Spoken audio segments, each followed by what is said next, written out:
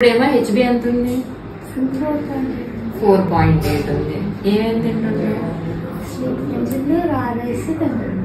అది slate pencil, రా రైస్లు, శుద్ధ ముక్కలు, గోడను గీకి తినడం.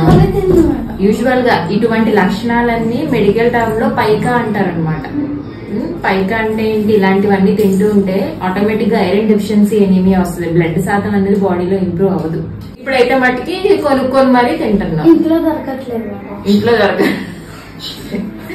రా రైస్ మట్టికి ఇంట్లో దొరుకుతుంది. పచ్చి బియ్యం కానీ శుద్ధ ముక్కలు తినడం అండ్ గోడను గీక్కొని తినడం, ఇవన్నీ న్యూట్రిషన్ డెఫిషియన్సీ వల్ల ఇటువంటి క్రేవింగ్స్ వస్తాయన్నమాట.